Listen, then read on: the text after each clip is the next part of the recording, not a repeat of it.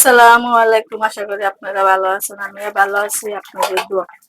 আজকে একটা ভিডিও নিয়ে চলে আসলাম আপনাদের মাঝে। ভিডিও রয়েছে আজকে মাগুর মাছ দিয়া, সর্ষে বাটা দিয়া, আলু দিয়া ঝোল, মাখা মাখা ঝোল। অবশ্যই কি সিস্টেমে করবো না করবো অবশ্যই ভিডিওটা দেখতে থাকবেন, সাথে থাকবেন। ভালো লাগলে লাইক, শেয়ার, কমেন্ট, সাবস্ক্রাইব করে দিবেন। নতুন ভিডিও আপনাদের মাঝে চলে যাবে। তাহলে চলেন আয়োজনটা করে নিই। আজকে একটা ভিডিও নিয়ে চলে আসলাম আপনাদের মাঝে। ভিডিওটা হচ্ছে আজকে মাগুর মাছ। দেখেন কিছু ডলছে, ডইলে দেখেন রক্ত আছে না, একবারে ইয়ে হয়ে গেছে, খুব ব্যথা পেয়েছে।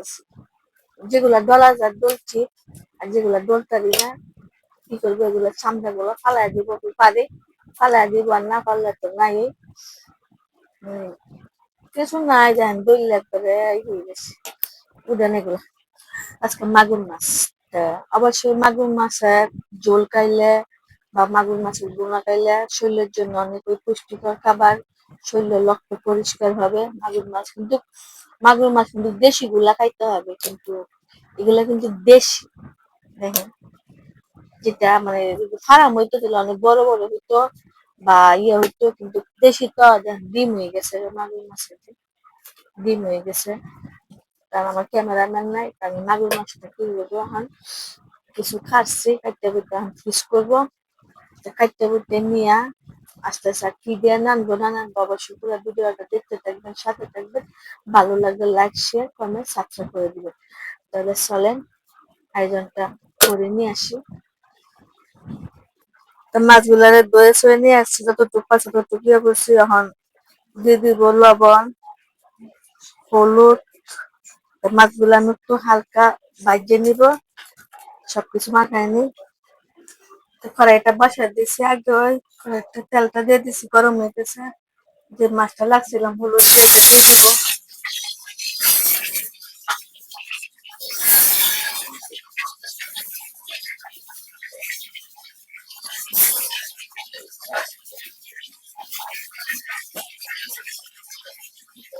দিয়ে দিচ্ছি মাছগুলো ভাজা পায়ে দিয়া যে সবজিটা দিয়ে নামবো সেটা কেটে নিই। মাছগুলো ভাজা হয়ে গেছে, এখন নামায় এখন দেশিটা বসাই দিব। দেশিটা বসাই দিছি, তেলটা দিয়ে দিছি, কয়টা আস্তা জিরা দিব সাথে,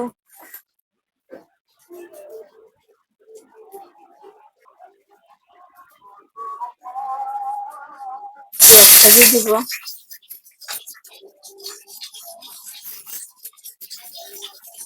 কাঁচামরিচ। পেঁয়াজটা হালকা একটু ভাজিয়ে নিব।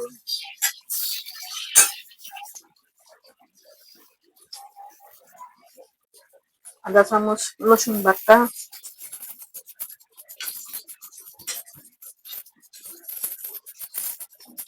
এক চামচ সরষে বাটা।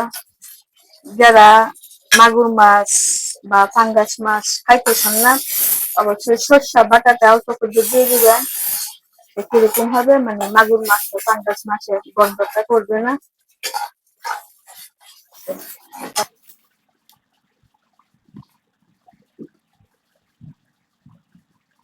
এক চামচ জিরার গুঁড়া দিয়ে দিব,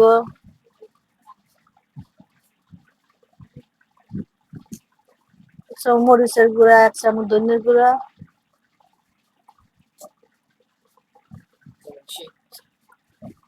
স্বাদ মতন লবণ। ভালো করে মশলাটা দিয়া কষায় পাশে একটু হানি দিয়ে কষায় নিব। আর অবশ্যই আপনারা যারা যারা খাইতেছেন না বা মাগুর মাছ বা পাঙ্গাস মাছ, অবশ্যই সরষে বাটা দিয়ে খায়া অবশ্যই বলবেন কিরকম হয়েছে না হয়েছে। আজকে কিন্তু আমি নানবো শিং মাছ দিয়া, আলু দিয়া সরষে বাটা।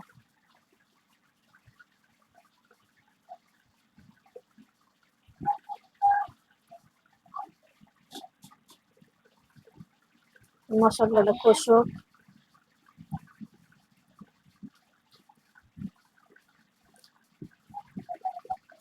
এই যে আলুটা একটু কষায় নিব, ওটা টমেটো দিয়ে দিব সাথে। এটা আমি আজকে জোল জোল করে নানবো।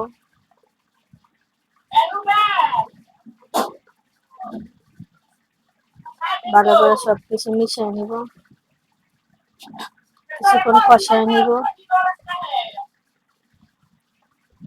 ঢাকনাটা দিয়ে দিব।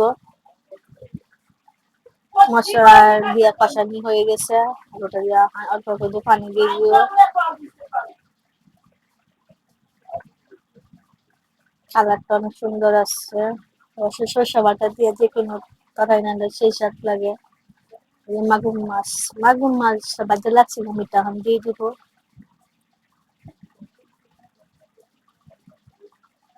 দিয়ে সবকিছু একসাথে,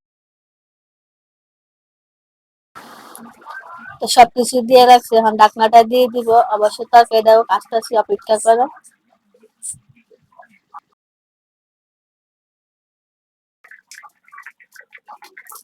তো মাগুর মাছ দিয়া সর্ষে পাতা দিয়া মাখা মাখা মতন হয়ে গেছে। এখন কিছু ধনিয়া পাতা দিব, ধনিয়া পাতা দিয়া তরকারিটা নামায় ফেলাবো।